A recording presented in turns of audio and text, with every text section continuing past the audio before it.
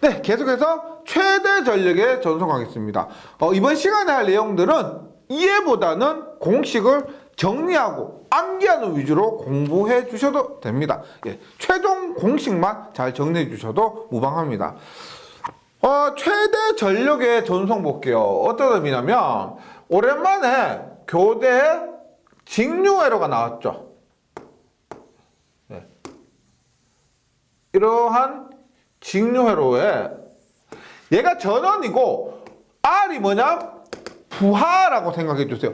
일을 하는, 빛을 내거나 열을 내는 그런 부하입니다. 이렇게 했을 때 전원에는 내부 저항 R이 포함됩니다. 우리가 1장에서 건전지 얘기할 때 건전지의 기전력과 내부 저항이 있었죠. 그렇게 이해하시면 됩니다. 그러면 여기에서의 전력 한번 구해볼까요? 여기서 전력. 그러면 P는 우리가 전류의 제곱 곱하기 저항의 공식으로 풀어봅니다. 전체 전류는 전체 저항분의 전체 전압의 제곱이고 거기에 저항을 곱하면 되죠. 이렇게 해서 여기에 흐르는 전류가 있으면 전류의 제곱 곱하기 저항하면 전체 부하에서의 전력이 되는 겁니다. 그러면 RT는 어떻게 합성저항은 이 내부저항 R과 부하저항 R이 직렬로 연결되어 있죠. 직렬로 연결되어 있기 때문에 R 플러스 R분은 전압의 제곱 곱하기 저항, 이렇게 부하에서 소비되는 전력을 구할 수가 있습니다. 그런데 이번 장에서 얘기하고 싶은 건 뭐냐면 최대 전력의 전송, 즉 이 R과 R의 관계에 따라 P가 최대가 되는 경우를 얘기하는 겁니다. 최대가 되는 경우를 우리가 최대 전력 전송, 부하에서 최대로 전력이 발생할 경우를 얘기합니다. 예를 들어 한번 볼게요. 보세요. 기전력 2를 100V라고 합니다. 기전력 2를 100V. 그 다음에 내부 저항 R을 10이라고 합니다. 그 다음에 외부 저항 R을 1옴, 5옴, 10옴, 20옴, 50옴으로 변화시킵니다. 즉 전원 전압은 그대로고요. 이 내부의 저항도 우리 건전지에서 자체의 저항값은 변하지 않겠죠. 이 내부 저항과 기전력은 일정한 상태에서 외부의 저항, 이 부하를 10W, 20W, 30W짜리를 변화시킴에 따라서 다르게 연결함에 따라서 어떨 때 최대 전력이 발생하느냐 하는 겁니다. 볼게요. E는 계속 같습니다. 100V고요. 내부저항 R도 계속 같습니다. 그러면 이 공식에 의해서 볼게요. 내부저항이 10이고 외부저항이 1이면 10 플러스 1분의 전압 100이죠. 곱하기 저항 얼마? 1입니다. 1. 이러면 얼마야? 11분의 100 하면 뭐 9.1 정도 되고 제곱 곱하기 1하면 이 값이 82.64W가 됩니다. 즉 내부장이 10이고 외부장이 1이면 부하에서 소비되는 전력은 82.64입니다. 같은 방법으로 내부장이 10이고 외부장이 5고 여기에 5를 곱하게 되면은 222W가 됩니다. 222W.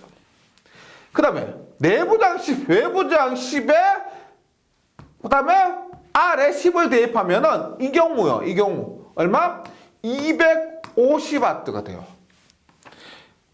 그 다음에 20옴을 대입하면은 다시 222W가 되고 50옴을 대입하면은 138W가 돼요. 그러면 가장 큰 전력이 발생되는 경우 언제예요? 250W죠. 결론적으로 언제냐? 내부장과 내부장 10이죠. 내부장 계속 10이니까 내부장과 외부장이 같을 경우에 최대 전력이 전달된다. 예, 그래서 기억해 주실 건 이겁니다. 최대 전력 전달 조건 얼마냐? 내부장과 외부장이 같을 때. 지금 직류하고 있습니다. 교류 아니에요? 직류해서 이렇게 됩니다. 그 다음에 그때 최대 전력 전달 조건은 내부장과 외부장이 같을 때고, 그때 전력 얼마냐? 최대 전력 P 맥스는 얼마예요? 이 공식에 의해서 전력 이거죠. 그런데 R과 R이 같으니까 써볼게요. R 플러스 R분의 V의 제곱 곱하기 R입니다. R과 R이 같으니까 어떻게 돼요? 2R 분의 V의 제곱 곱하기 R이죠. 그럼 어떻게 돼요? 2R에 제곱하면 4R 제곱이고 하나 약분되니까 어떻게 된다? 4R분의 V의 제곱 혹은 내부장 4R분의 V의 제곱이죠. 이것이 최대 전력일 때 그 전력값입니다. 요거 외워주시면 돼요. 그래서 이러한 최대 전력 전달 조건 등을 원래는 대학교에서 뭐 회로 이론을 배운다라고 하면은 미분식으로 공부를 합니다. 미분식으로 공부하는데 뭐 학과에서는 그렇게 하더라도 자격증 시험에서 그럴 필요가 없습니다. 중요한 거 딱 요거 2개 외워주시면 돼요. 최대 전력일 때 조건은 내부장과 외부장이 같을 것. 그 다음에 그때 전력은 4R분의 V의 제곱입니다. 요거 외워주시면 돼요. 혹은 2면 4R분의 2의 제곱. 이렇게 정리해 주시면 되겠습니다. 직류에서는요. 그러면 교류 한번 봅니다. 교류에서는 우리가 뭐 이번 전에 뭐 2장 3장에서 계속 교류를 했었죠. 교류에서는 주파수가 있고 주파수로 인해서 리액턴스가 있습니다. 그리고 전체 전류 방해 능력은 임피던스가 됩니다. 그럼 볼게요. 전원이 이렇게 있는데 여기에 전원의 내부 임피던스도 R과 X가 함께 연결된 겁니다. 여기에 부하를 연결하는데 부하를 연결하는데 부하도 당연히 교류이기 때문에 R만 존재하는 것이 아니고 X가 함께 존재하는 겁니다. 제가 편의상 L 인덕턴스를 연결했는데 편의상 연결한 겁니다. 여기 C가 올 수도 있습니다. 캐패시턴스가 올 수도 있어요. 근데 RL 회로가 가장 만만하기 때문에 RL 회로를 예를 들어서 이렇게 한 거예요. 그러면 내부 임피던스를 R 플러스 JX 이렇게 합니다. 내부 임피던스 JX. 그러면 부하 임피던스를 JL이라고 했을 때 여기서 L은 로드, 부하를 의미합니다. 부하가 영어로 로드예요. 가 얼마일 때 최대 전력이 전달되느냐 하는 거죠.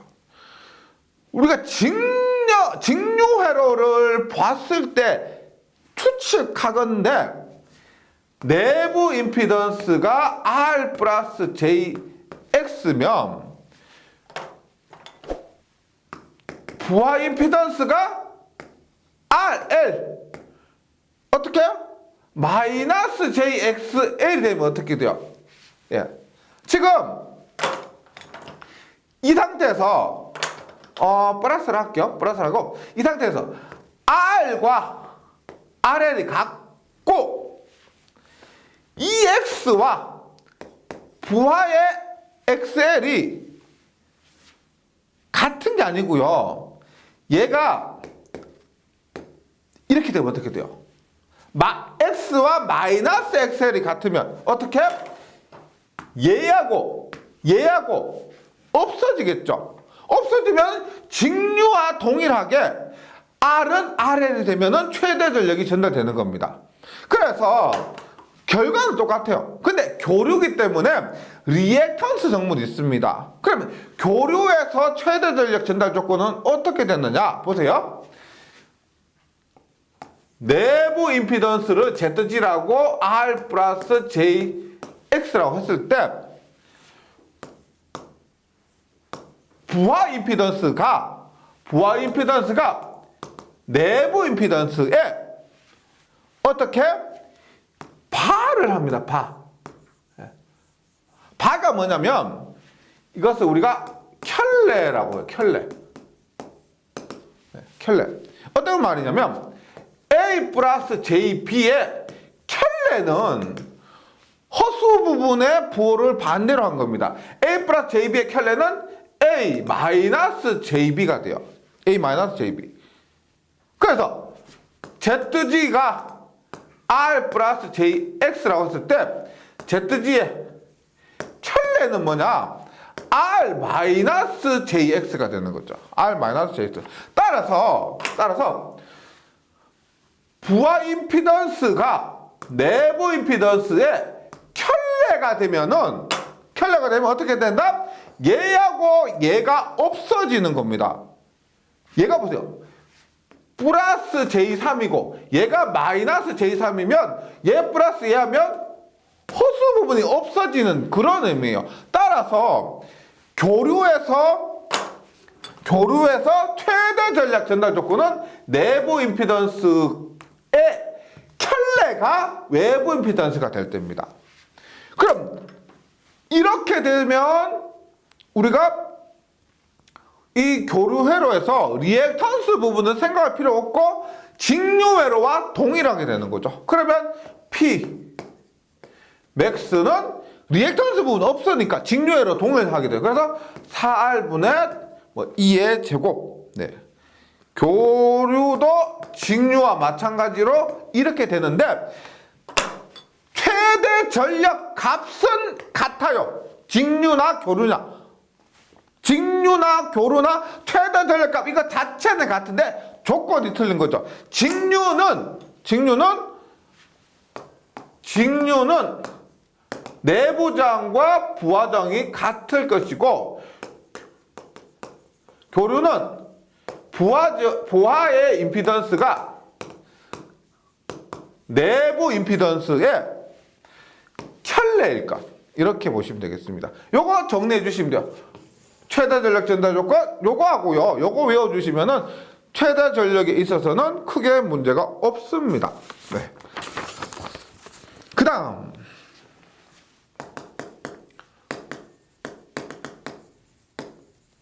복소전력입니다. 복소전력이라는 것은 전력을 복소수로 나타냈다는 거예요. 저번 시간에 이렇게 했었죠. 우리가 PA입니다. PA, P고 PR입니다.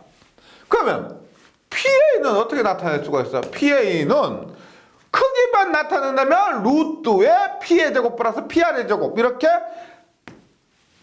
피타고라스의 정리에 의해서 계산할 수가 있죠. 크기는. 근데 얘를 우리가 복소수 형태로 나타내면 이렇게 되겠죠. 유효전력은 P고요. 무효전력은 위쪽으로니까 PR은 어떻게? 위쪽으로 90도요. 그러면 얼마? J, PR이 되는 거죠. JPR. 즉 피상전력을 유효전력 플러스 무효전력의 형태로 나타냈다. 이것을 우리가 복소전력이라고 합니다. 피상전력을 유효전력 플러스 J 무효전력, 즉 전력을 방향까지 고려해서 나타낸 거죠. 이것이 복소전력인데 굉장히 중요한 주의하셔야 될 부분이 있습니다. 한번 예를 들어서 한번 볼게요. 전압 E는 루트 2에 100에 사인 오메가 t 플러스 60도입니다. I는 루트 2에 10에 사인 오메가 t 플러스 30도입니다. 이 장에서 했었죠. 이런 순식값 형태를 우리가 극형식으로 나타내면 얼마요? 극형식으로 나타내면 크기와 위상으로만 나타내죠. 크기 얼마? 100에 각도는 60도입니다. 얘는 얼마? 크기는 10에 각도는 30도입니다. 그러면 이걸 가지고요 전력을 계산해 볼게요. P는 V 곱하기 I죠. 근데 우리 앞에서 배운 내용에 의하면 유효 전력은 VI의 코사인 세타가 됐습니다. 맞죠? 그럼 이렇게 전력을 계산하면 전압의 값은 100, 전류는 10. 세타 뭐라고 했어요? 강조를 들었는데 세타 뭐다? 이 세타는 전압과 전류의 위상차입니다. 위상의 차예요, 차. 지금 전류는 플러스 30도, 전압은 플러스 60도요. 그럼 이 사이의 차는 얼마다? 전류는 30도, 전압은 60도. 네. 얼마요? 전류는 30도, 전압은 60도. 그러면 이 차이는 60도 빼기 30도 하니까 30도죠. 그러면 여기에는 코사인 30도가 들어가야 됩니다. 맞겠죠? 이런 전압 전류가 들어갔을 때 유효 전력을 구하기 위해서는 이렇게 구하게 됩니다. 그런데 이걸 그대로 한번 곱해봐요. 이거 그대로 곱해요. 보세요. 극형식 이것이 삼각함수 형식, 그 다음에 복소수 형식으로 바뀌죠. 이거 그대로 곱해봐요. P는 V 얼마? 100에 60 곱하기 I는 10에 30이죠. 그럼 2장에서 배운 내용에 의하면 극형식의 곱하기는 어떻게 된다? 크기는 크기대로 100 곱하기 10이고 각도는 곱하기는 더하기가 되죠. 60 플러스 90, 30입니다. 그러면 1000에 90이 되는 거죠. 1000에 90. 결과적으로 뭐냐면 이 두 개의 결과가 다르다는 겁니다. 즉 가장 큰 차이는 뭐냐면 이 세타를 구할 때 전력을 구할 때 전압과 전류의 위상의 차를 대입해야 되는데 60에서 30을 빼서 대입해야 되는데 우리가 일반적으로 P에서 전압 곱하기 전류, 즉 복소수 형식이나 극형식으로 곱하기를 할 때 그대로 대입해버리면 어떻게 각도가 빼지는 것이 아니고 더해진다는 겁니다. 얘는 60도 빼기 30도로 하는 것이 올바른 계산법이에요. 근데 극형식으로 하면 어떻게 더해져 버리기 때문에 올바른 계산법이 아니란 겁니다. 그래서 조금 전에 했던 켤레의 개념으로 계산하는 거죠. 즉 이렇게 보는 겁니다. 이 문제를 바르게 풀이하기 위해서는 P를 이렇게 계산하셔야 돼요. 100에 60도 P는 곱하기 10에 30도 하니까 잘못 계산됐죠. 하나의 각도를 부호를 반대로 해줘야 됩니다. 예를 들어서 전류의 부호를 반대로 해주시면 돼요. 그렇게 하면 어떻게 돼요? P는 VI 에다 코사인은 얼마? 60도 빼기 30도니까 이 계산법과 동일하게 되는 겁니다. 예, 이렇게 정리를 해주시면 됩니다. 다시 한번 할게요. 이것도 결론은 간단해요. 보세요. V가 100에 30도고요. I가 5에 60도입니다. 그러면 전력을 계산할 때 어떻게 계산하느냐? 전압의 각도의 부호를 반대로 하든지 전류의 각도의 부호를 반대로 해주시면 돼요. 하나만 그렇게 해야 앞에 했던 것처럼 위상차를 구할 때 빼주게 되는 겁니다. P는 V, I 전류를 켤레취하든지 혹은 전압을 켤레취해 주는 거죠. 그러니까 전류를 켤레취해 주면 100에 30 곱하기 5에 마이너스 60이 되고요. 전압을 켤레취해 주면 100에 마이너스 30 곱하기 5에 60이 되는 겁니다. 네. 근데 이 과정에서 있죠. 왜 요 극성만 바꾸고 그 각도의 부호만 반대로 해주면 되느냐? 보세요. 100에 60이라 하면 마이너스 60을 할게요. 마이너스 60이라 하면 어떻게 돼요? 100에 코사인 마이너스 60 플러스 J에 사인 마이너스 60이죠. 그러면 코사인의 마이너스 60은 코사인은 마이너스 60이나 플러스 60이나 같아 그랬습니다. 그러면 얘는 100에 코사인 마이너스 60이나 코사인 플러스 60이나 같기 때문에 얼마? 2분의 1. 예. 사인 마이너스 60 하면은 마이너스 2분의 루트 3이에요. 예. 그래서 이 앞부분 있죠? 코사인 부분은 플러스 60 하거나 마이너스 60 하거나 상관이 없습니다. 코사인은 플러스 60이나 마이너스 60 상관없고 이 뒷부분이 있죠? 사인 부분만 상관이 있는 거죠. 부호가 반대로 되는 겁니다. 네. 그래서 일단은 복소 전력법으로 계산할 때 결과는 간단해요. 어떻게? 여기 말씀드렸던 것처럼 전류를 공액취하거나 전압을 공액취해서 대입해 주시면 됩니다. 근데 만약에 이렇게 극형식이 아니고 복소수 형식으로 나왔다. 예를 들어서 V는 3 플러스 J4고요. I는 5 플러스 J6입니다. 그러면 P를 할 때 어떻게 해주느냐? 앞에서 이것처럼 전압 곱하기 전류의 켤레 혹은 전압의 켤레 곱하기 전류 이런 방법이에요. 전압 3 플러스 J4에 전류의 켤레 얼마요? 5 플러스 J6의 켤레는 5 마이너스 J6 이렇게 하거나 혹은 전압의 켤레 3 마이너스 J4에 전류 그대로 이렇게 해주시면 돼요. 네.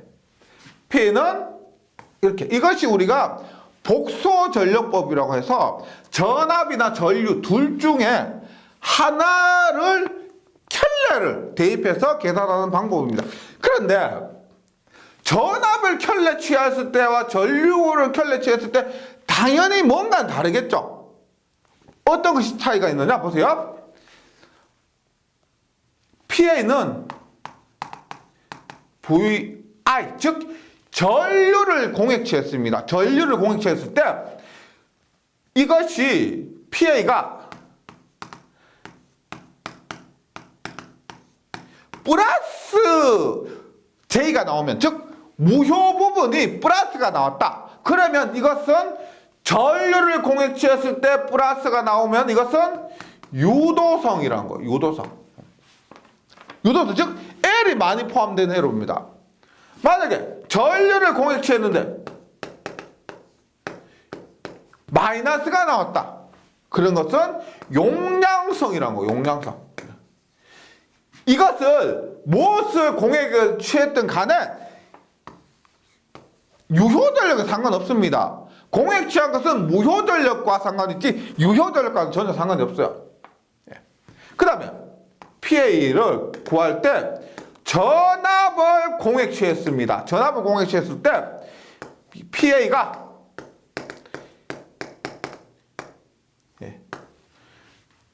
이렇게 무효 부분이 플러스가 나왔다. 그러면 반대겠죠. 용량성이 됩니다. 용량성. 그 다음에 마이너스가 나왔다 그러면 반대로 유도성이 됩니다. 우리가 무효전력을 PR이라 할 때도 있는데요. 무효전력을 Q라고 나타낼 때도 있어요. 이렇게.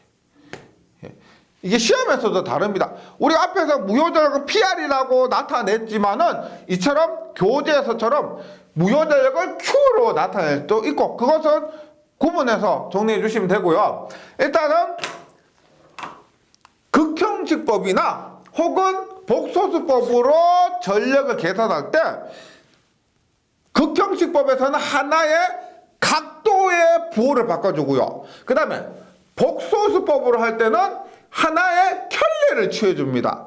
그때 전류를 켤레 취했을 때 무효 부분이 플러스가 나오면 이것은 유도성 회로다, 이렇게 판단해 주시면 되고, 전류를 공에 취했는데 무효전력 부분이 마이너스가 나왔다 그러면 이것은 C가 영향이 큰 용량성 회로다, 이렇게. 그럼 전압을 취했을 때는 반대로 해석을 해주시면 되겠습니다. 교재에 있는 표 정리를 해주시고요. 이런 문제는 지금 이론만 해서는 다소 이해가 다 안 되실 수도 있습니다. 이런 것들의 완성은 문제까지 풀어보시면 그 소리였구나 확인하실 수가 있으니까요. 요거 정리해 주셨다가 문제풀이까지 해보시면은 한결 더 도움이 더 되실 겁니다. 정리하는데 문제풀이가 도움 많이 되실 거라 생각하고요. 그 다음에 전력의 측정입니다. 전력의 측정인데 지금 교류 회로죠. 보세요. 내가 이렇게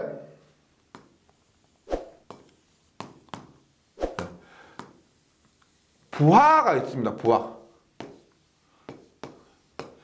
부하에 전원을 공급했습니다. 근데 교류기 때문에 이 부하는 R 플러스 JX 이렇게 되겠죠. 그러면 이 부하에, 이렇게 된 부하에 전력이나 역류를 측정하고 싶어요. 측정하는데 두 가지 방법이 있습니다. 전압계 3개를 가지고 측정하는 법, 3전압계법. 그 다음에 전류계 3개를 가지고 측정하는 3전류계법이 있습니다. 이렇게 된 회로에서 전력과 역류는 얼마냐 하는 거죠. 그래서 먼저 3전압계법을 한번 공부해 보도록 할게요. 3전압계법. 3전압계법은 어떻게 하느냐면 여기에 저항을 하나 연결합니다. 저항 R을 연결해요. 그 다음에 세 곳의 전압을 측정하는 겁니다. 어떻게? V1이라고 해서 얘는 전체 전압이에요. 전체 전압. 이 전압 플러스 이 전압이 V1 전체 전압이죠. 그 다음에 이 저항 부분의 전압 V2를 측정하는 거예요. 이 저항 부분의 전압 V2. 그 다음에 이 부하에서의 전압 V3. 부하만의 전압 V3를 측정하는 거죠. 이것은 우리가 회로 이론에서도 공식으로 나오고요. 실기에서도 한 번씩 출제가 됩니다. 근데 필기에서는 이 유도 과정 자체가 다소 복잡하기 때문에 결과만 기억해 주시면 되고요. 실기에서는 좀 더 꼼꼼하게 해주시면 됩니다. 어차피 필기에서 이 공식 유도 과정을 공부해봤자 실기에서는 까먹기 때문에 그 부분은 실기에서 해주시고요. 여기에서는 결과시만 기억해 주시면 되겠습니다. 그러면 먼저 역류를 한번 구해보면 역류는 어떻게 되느냐면 역류는 V1이 가장 큰 전압이죠. V1은 이 전압 플러스 이 전압입니다. 그래서 가장 큰 전압이요. 그리고 V2는 저항에 걸린 전압, V3는 여기에만 걸리는 전압이 됩니다. 그래서 역류를 하면 V1이 가장 크니까 V1의 제곱에서 빼기 얘들 V2의 제곱 마이너스 V3의 제곱을 해줍니다. V1이 가장 크기 때문에 V2와 V3 위치는 바꿔줄 수가 있습니다. 그건 상관없죠. 어차피 V1의 제곱 가장 큰 전압에서 V2, V3 제곱을 빼면 되기 때문에요. 그 다음에 분모에는 얘 두 개가 들어가요. V2, V3 이렇게. 근데 2배를 해줍니다. 2배. 2배에 V2, V3분의 V1 제곱 마이너스 V2 제곱 마이너스 V3의 제곱. 전력은 어떻게 되느냐? 전력은 우리가 P는 R분의 전압의 제곱꼴 있죠. R분의 전압 제곱. 그래서 이 저항을 그래서 연결해 주는 겁니다. 그리고 앞에 2 있죠. 2. 그래서 2R분의 V의 제곱의 형태로 원래 R분의 V 제곱인데 전력은 R분의 V 제곱인데 여기에는 이 R을 이 2를 그대로 내려와서 2R분의 V의 제곱입니다. 그러면 2R분의 V는 요 값이죠. 요 값. V1의 제곱 마이너스 V2의 제곱 마이너스 V3의 제곱. 이것이 우리가 구하려고 하는 유효 전력이 됩니다. 전력. 전력을 측정 방법 중에서 첫 번째 3전압계법. 전압계 3개를 이용한 것이요. 그 다음에 3전류계법도 동일합니다. 보세요. 교재에 있는데 이렇게 전원을 공급했죠. 하고 여기 부하의 전력과 역류를 측정하고자 합니다. 그럴 때 전압계는 여기에 저항을 연결했는데 전류계는 여기에 저항을 연결해요. 그 다음에 뭐다? 여기에 흐르는 전류가 가장 큰 전류죠. 이 전류가 이렇게 분배되기 때문에 이것을 A1, I1이라 할게요. I1. 그 다음에 여기에 흐르는 전류 있죠. 이 전류를 I2. 여기에 흐르는 전류를 I3라고 합니다. 그렇게 했을 때 역률은 3전압계법과 비슷합니다. 전압을 전류를 바꾸면 돼요. 2배의 I2, I3. I2, I3분의 가장 큰 전류 I1의 제곱 마이너스 I2의 제곱 마이너스 I3의 제곱. 이렇게 해주시면 되고요. 그 다음에 P는 우리 전류는 뭐예요? 전류로 구할 때는 I제곱 R의 방식으로 구하죠. I제곱 R. 그래서 요건 그대로 해줘요. 어떻게? 2배 R 분자라고 합니다. 2는 그대로 나눠주고요. R이 분자라고 하고 I제곱은 그대로 이 값. I1의 제곱 마이너스 I2의 제곱 마이너스 I3의 제곱해서 교재에 있는 최종식을 정리해 주시면 되겠습니다. 필기에서 이거 유도 과정 했는데 영양가가 너무 없고요. 최근에는 이것에 대한 응용이 없고 그대로 결과식만 나오기 때문에 여기 나오는 최종 공식만 잘 정리해 주셔도 큰 무리는 없을 겁니다. 예, 이번 시간에 했던 최대 전력 전달, 그 다음에 복소 전력, 그 다음에 전력의 측정 부분은 다시 말씀드리지만 이해보다는 문제풀이 방법, 그 다음에 공식 정리 등을 통해서 공부를 해주시면 되겠습니다. 이해하느라고 고생이 많으실 건데 암기하고 가셔야 될 이런 부분은 딱 끊고요. 암기 딱 하고 넘어가시면 되겠습니다. 예. 복습 잘 해주시고 저는 문제풀이 시간에 다시 뵙도록 하겠습니다. 수고하셨습니다.